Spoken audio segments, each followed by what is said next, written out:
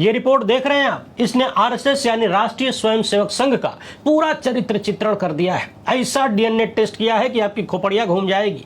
बताया जा रहा है कि इतिहास में पहली बार आरएसएस को लेकर ऐसी टेस्टिंग और ऐसी रिपोर्ट सामने आई है। पहली बार ऐसा डेटा सेट निकाला गया है जो संघ का रियल कैरेक्टर, जी हां, रियल कैरेक्टर दुनिया के सामने रखता है, वो भी तथ्यों और आंकड़ों के साथ। दवायर के लिए कुणाल पुरोहित ने ये जो रिपोर्ट तैयार किया है, इसे देखने समझने के बाद आरएसएस के बारे में आपके मन में कोई भी सवाल बाकी नहीं रह जाएगा। जी हां, संघ के दोहरेपन की पराकाष्ठा कितनी है, ये रिपोर्ट बड़े ढंग से प्रस्तुत करती है। जरा देखिए कि जो संगठन खुद को परम राष्ट्रवादी बताता है, जिस संगठन की तारीफ पूर्व प्रचारक नरेंद्र मोदी पीएम के रूप में लाल किले से उसकी प्राचीर से करते हैं और इसे दुनिया का सबसे बड़ा एनजीओ बताते हैं, वही संगठन किस तरीके से भारत के लोकतंत्र, भारत के संविधान, भारत के नियम कानूनों को ठेंगा दिखाते हुए बाकी दुनिया के नियम कानून को मानता है। इन्हें भारत की जनता और भारत की व्यवस्था के प्रति पारदर्शिता दिखाने में बड़ी तकलीफ होती है,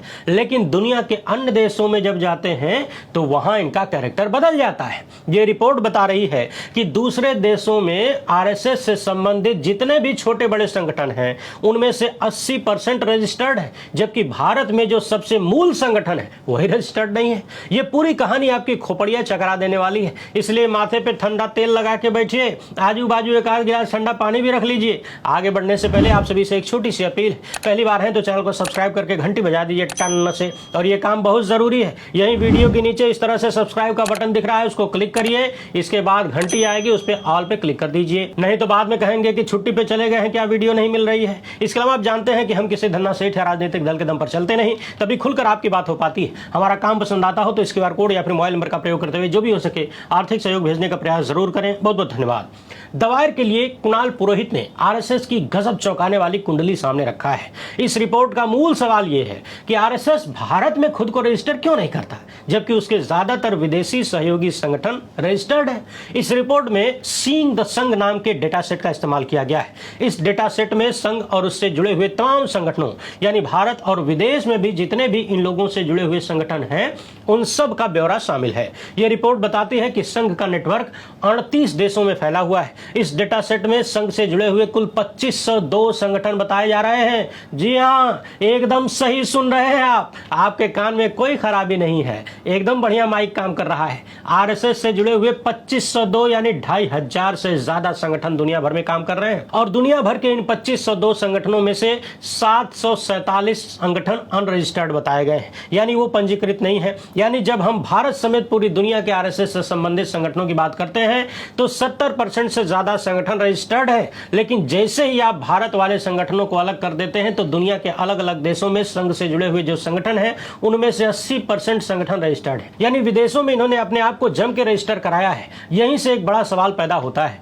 कि विदेश में कानून मान रहे हैं और भारत में रजिस्ट्रेशन का नाम लेते ही ऐसे फड़फड़ाते हैं जैसे बिन पानी मछली। सवाल है कि ये दोहरा रवैया क्यों, ये दोहरापन क्यों? अब यहीं पे मुझे पंडित नेहरू की वो बात याद आती है कि संघ वाले अगर कहें कि पूरब जा रहे हैं तो आप इन्हें बाकी के सभी दिशाओं में ढूंढ लीजिए, पूरब में तो नहीं मिलेंगे। वैसे इस बात को खुद हमारे वर्तमान नॉन बायोलॉजिकल प्रधानमंत्री भी बार बार साबित करते हैं। जो कहते हैं कभी नहीं करते, और जो नहीं करते वो डेफिनेटली कर देते हैं। जो कांड खुद करते हैं उसका आरोप दूसरों पर लगाते हैं। यहाँ समझने वाली बात यह है कि दुनिया भर में आरएसएस के जो भी संगठन हैं वो कहीं एनजीओ तो कहीं नॉन प्रॉफिट तो कहीं प्राइवेट कंपनी और कहीं एडवोकेसी या लॉबिंग ग्रुप के रूप में रजिस्टर्ड है। इस मामले में दवायर ने आरएसएस के प्रचार प्रमुख सुनील अंबेकर से ईमेल पर सवाल पूछे, जवाब नहीं मिला। आपको याद होगा साल 2025 में प्रधानमंत्री मोदी ने लाल किले से आरएसएस को दुनिया का सबसे बड़ा एनजीओ कहा था, जबकि ये दुनिया का सबसे बड़ा झूठ है। इस रिपोर्ट में बताया गया है कि साल 2010 में आरएसएस की करीब 40,000 शाखाएं थीं। अप्रैल 2014 तक ये बढ़ के 44,000 हो गई और 29,000 से ज्यादा स्थानों तक पहुंच गई। मार्च 2026 तक आरएसएस ने खुद ही दावा किया कि उनकी शाखाएं 88,000 से ज्यादा हो चुकी हैं और इनकी उपस्थिति 55,000 से ज्यादा स्थानों पर है। अब सवाल ये पैदा होता है कि इतना बड़ा संगठन अगर एनजीओ की तरह काम करता है तो एनजीओ की तरह ट्रांसपेरेंसी क्यों नहीं रखता, पारदर्शिता क्यों नहीं है? दुनिया भर के 38 देशों में आरएसएस का नेटवर्क फैला हुआ है। विदेशों में इनके जो सहयोगी संगठन हैं वो ज्यादातर रजिस्टर्ड हैं और स्थानीय नियम कानूनों के दायरे में है। अकेले अमेरिका में इनके 107 एफिलिएटेड संगठन हैं और इनमें से मात्र 10 अनरजिस्टर्ड है, यानी 97 रजिस्टर्ड संस्थाएं आरएसएस की अमेरिका में है। इसका मतलब यह है कि अमेरिका में इन संगठनों को टैक्स एग्जेम्प्ट नॉन प्रॉफिट या एडवोकेसी ग्रुप के रूप में अपना रिकॉर्ड सार्वजनिक करना पड़ता है। यानी आरएसएस से संबंधित तमाम संगठन दुनिया भर के देशों में अमेरिका में अपना पूरा रिकॉर्ड देश के सामने रखते हैं। इस रिपोर्ट में हिंदू स्वयं सेवक संघ का उदाहरण दिया गया है। यह अमेरिका में टैक्स एग्जेम्प्ट नॉन प्रॉफिट के रूप में रजिस्टर्ड है, इसलिए इसकी टैक्स फाइलिंग होती है और कर्मचारियों को दिए गए कंपेंसेशन तक के सार्वजनिक रिकॉर्ड आते हैं। यूनाइटेड किंगडम में संघ से संबंधित 26 संगठन हैं। इनमें से सिर्फ 3 अनरजिस्टर्ड हैं, यानी 23 का रजिस्ट्रेशन है। बाकी जो संगठन हैं उनको एनुअल बैलेंस शीट और कंपनी स्ट्रक्चर की जानकारी ब्रिटिश सरकारी वेबसाइट पर अपलोड करनी पड़ती है, यानी 26 में से 23 को करनी पड़ती है। जबकि यदि हम भारत में देखें तो इस रिपोर्ट के अनुसार भारत में संघ के कुल 2240 संगठन हैं, 2240, और इनमें से 693 अनरजिस्टर्ड हैं। यानी भारत में आरएसएस लिंक्ड संगठनों में करीब हर 3 में से 1 संगठन कागज पे रजिस्टर नहीं है। इस रिपोर्ट का कहना है कि रजिस्टर नहीं होने से इनके अकाउंट्स पब्लिक नहीं होते, जो इन्हें पैसे दान करता है उनके बारे में पता नहीं चलता, ऑडिट की कोई बाध्यता नहीं होती, कानूनी जवाबदेही कमजोर होती है। इसी रिपोर्ट में बजरंग दल का उदाहरण दिया गया है, जिसे डेटा सेट में अनरजिस्टर्ड संघ आउटफिट के रूप में दिखाया गया है। बजरंग दल विश्व हिंदू परिषद का युवा संगठन है, जो कि 1984 में बना था। यह रेगुलर ऐसे इवेंट करता है जहां मुस्लिम विरोधी हेट स्पीच होती है। इसके सदस्य अक्सर मुस्लिम विरोधी और ईसाई विरोधी हिंसा में शामिल पाए जाते हैं, आतंक फैलाते हुए पाए जाते हैं। तमाम सबूत बताते हैं कि इन संगठनों के बीच और कभी कभी संघ के साथ भी अक्सर पैसे का लेन देन भी होता रहता है, और वो बजरंग दल भी रजिस्टर्ड नहीं है। विश्व हिंदू परिषद के नेता आलोक कुमार आरएसएस का बचाव करते हुए कहते हैं कि आरएसएस साल में एक बार गुरु दक्षिणा लेता है। आरएसएस के पास बाहर से पैसा नहीं आता है, स्वयं सेवक खुद ही गुरु दक्षिणा देते हैं। अब सवाल यह है कि जो स्वयं सेवक गुरु दक्षिणा देते हैं वो चोरी या डकैती करके लाते हैं क्या? गुरु दक्षिणा का हिसाब किताब देश के सामने क्यों नहीं होना चाहिए? और ये तो आप कह रहे हैं ना कि स्वयं सेवक दान करता है, गुरु दक्षिणा देता है, विदेश से नहीं लेते हैं। जब कोई हिसाब किताब नहीं है तो कैसे माना जाए कि यही बात सही है? और वो कौन सा ज्ञान है जो संघ अपने स्वयं सेवकों को दे रहा है जिसके बदले में गुरु दक्षिणा मिल रही है? क्योंकि गुरु दक्षिणा तो ज्ञान के बदले दी जाती है, और गुरु दक्षिणा कोई चोरी का धन तो होता नहीं है कि उसे छिपा कर रखना जरूरी है। स्वयं सेवकों को कितना अच्छा लगेगा कि उनकी गुरु दक्षिणा के बारे में पूरी दुनिया जाने। उनको भी बढ़िया लगेगा कि हमने इतना दान दिया, गुरु दक्षिणा दी और उसका प्रचार हो रहा है। क्या स्वयं सेवक भी अपनी गुरु दक्षिणा को छिपा कर रखना चाहते हैं? क्या वो चोरी छिनैती करके लाते हैं? गुरु दक्षिणा देने के लिए आखिर गुरु दक्षिणा को छुपाने की जरूरत क्या है? वीएचपी नेता पूछ रहे हैं कि ऐसा कौन सा कानून है जो आरएसएस को रजिस्टर करना अनिवार्य बताता है? अब इसी कुतर्क पर कुतर्क करते हुए सवाल पूछा जा सकता है कि ऐसा कौन सा कानून है जो कहता है कि आरएसएस बिना रजिस्ट्रेशन के रह सकता है इतने सालों तक? 100 साल से ज्यादा हो गया। आखिर तमाम संगठन, तमाम संस्थाएं, तमाम एनजीओ, ट्रस्ट सब रजिस्टर क्यों करा रहे हैं? कल को सब यही कहने लगे कि हमको बताइए कौन सा कानून है कि रजिस्टर करना है। इनका कहना है कि आरएसएस की गुरु दक्षिणा वाली आय पर पहले भी इनकम टैक्स डिपार्टमेंट ने टैक्स लगाने की कोशिश किया था, लेकिन हाईकोर्ट ने आरएसएस के पक्ष में आदेश दिया। इस रिपोर्ट में एक फाइनेंशियल अकाउंटेबिलिटी एक्सपर्ट ने कहा कि अगर आरएसएस म्यूचुअली प्रिंसिपल का लाभ लेना चाहता है तो उसे अपनी मेंबर लिस्ट और मनी सोर्स दिखाना होगा। जानकारों के अनुसार आरएसएस को यह भी दिखाना होगा कि उसका काम केवल मेंबर्स तक सीमित नहीं है। रिपोर्ट कहती है कि आरएसएस का काम समाज और राजनीति में बहुत व्यापक है, इसलिए इसे केवल मेंबर्स ओनली क्लब जैसा बताना मुश्किल है। अब आपके मन में आ रहा होगा कि इतने दिनों से आरएसएस के रजिस्ट्रेशन को लेकर सवाल उठ रहा है, आखिर रजिस्ट्रेशन कराने में दिक्कत क्या है? तो मसला यह है कि एनजीओ रजिस्ट्रेशन होने के बाद भारत में आईटीआर फाइल करना होता है। जो लोग दान कर रहे हैं उनका नाम, पता, पैन नंबर सब कुछ रखना होता है, और 10 साल तक फाइनेंशियल रिकॉर्ड रखना जरूरी होता है। यानी अगर आरएसएस ने रजिस्ट्रेशन करा लिया तो उनको कितना पैसा कहां से आ रहा है, कहां जा रहा है, ये सारा रिकॉर्ड दिखाना पड़ेगा, देश के सामने रखना पड़ेगा। तो लोगों को पता चलेगा कि इनके पास धन कहां से आ रहा है, कहां से आ रहा है, कहां जा रहा है, और उस धन का प्रयोग, दुरुपयोग कहां हो रहा है। इन्हीं चीजों को छुपाने के लिए, दबाने के लिए इन लोगों ने कथित रूप से रजिस्ट्रेशन नहीं कराया। वैसे एक चर्चा और भी होती है, कहा जाता है कि इनका कोई मेंबर कांड कर दे, कांड ही तो करते हैं, कांड कर दे तो उसकी जिम्मेदारी से बचने के लिए भी रजिस्ट्रेशन नहीं कराया जाता है।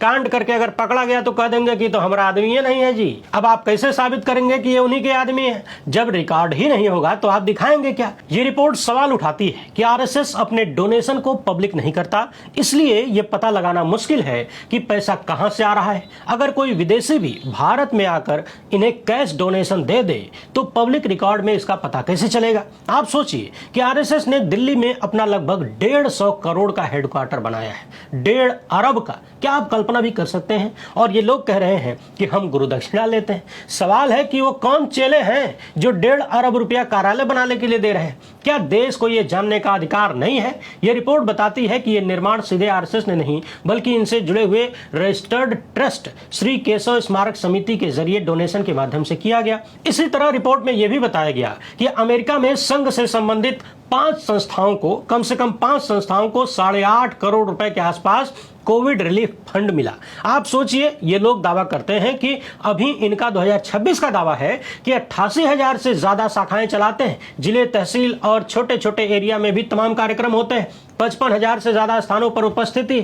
आप अपने घर पर आधे घंटे के लिए कुछ लोगों को मीटिंग करने के लिए बुला लीजिए, मात्र 10 लोगों को बुला लीजिए, चाय पानी नाश्ता कराने में ही हजारों का खर्चा हो जाएगा। मगर यहाँ 88,000 से ज्यादा शाखाएं चल रही हैं, 55,000 से ज्यादा स्थानों पर उपस्थिति है, तमाम मीटिंग होती है, बड़े बड़े कार्यक्रम होते हैं, सब कुछ होता है, ट्रेनिंग होती है, जुलूस निकलता है। उन सब का खर्चा कहां से आ रहा है, कहां जा रहा है, किसी को पता नहीं। यह रिपोर्ट कहती है कि आरएसएस जानबूझकर फॉर्मल लीगल आइडेंटिटी से बचता है। अगर ये रजिस्टर्ड हो जाएगा तो इसके मेंबर, इसका फंड और इसके एक्शन की जवाबदेही तय हो जाएगी। आरएसएस के जो संबंधित संगठन है, जो एफिलिएटेड ऑर्गेनाइजेशंस हैं, वो ढेर सारे रजिस्टर्ड हैं, उन्हीं के माध्यम से ये अपना काम चलाता है। लेकिन जो पेरेंट बॉडी है वो खुद जिम्मेदारी से बची रहती है। यानी हजारों की संख्या में संगठन बना लो, उसमें से कुछ को रजिस्टर भी कर लो, कभी किसी में कोई गड़बड़ी पकड़ी भी गई, उस पर बैन भी लगा दिया गया तो कोई दिक्कत नहीं, पेरेंट संगठन बचा रहेगा।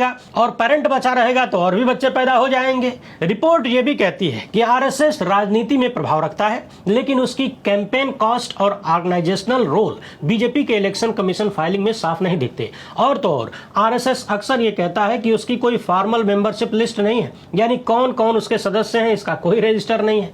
देश भर के लोगों का रजिस्टर बनाने निकल पड़े हैं, कभी एनआरसी सीए तो कभी एसआईआर के नाम पर घूम घूम के जबरदस्ती सबका कागज मांगा जा रहा है। तुम अपनी नागरिकता दिखाओ, तुम अपनी सिटीजनशिप साबित करो, भारतीय हो कि विदेशी हो, लेकिन अपना रजिस्ट्रेशन करवाने से भाग रहे हैं। दूसरों का कागज मांगने में बड़ा मजा आता है, कागज तो दिखाना पड़ेगा, अपना कागज बनाने में खटिया खड़े भी सरागोल हो जाता है। हाल ही में हमने देखा कर्नाटक के मंत्री प्रियांक खड़गे ने आरएसएस के रजिस्ट्रेशन को लेकर सवाल उठाना शुरू किया तो मोहन भागवत कहने लगे कि बहुत सी अनरजिस्टर्ड चीजें चल रही हैं, हिंदू धर्म रजिस्टर्ड नहीं है। अब सवाल यह है कि आरएसएस कौन सा धर्म है? क्या ये हिंदू धर्म है? और ये क्या जवाब होता है कि बहुत सी अनरजिस्टर्ड चीजें चल रही हैं? ये तो वही हुआ कि एक चोर पकड़ा गया, पूछताछ करने पे कहता है कि बहुत सारी चोरियां चल रही हैं, बहुत सारे चोर डकैत घूम रहे हैं, आप उनको पकड़िए। क्या ये कोई तर्क है? आपने चोरी क्यों किया, इसका जवाब दीजिए। तो सवाल है कि आरएसएस रजिस्टर्ड क्यों नहीं है? बहुत सारी चीजें अनरजिस्टर्ड हैं, इससे आरएसएस को रजिस्ट्रेशन कराने से छूट थोड़ी मिल सकती है।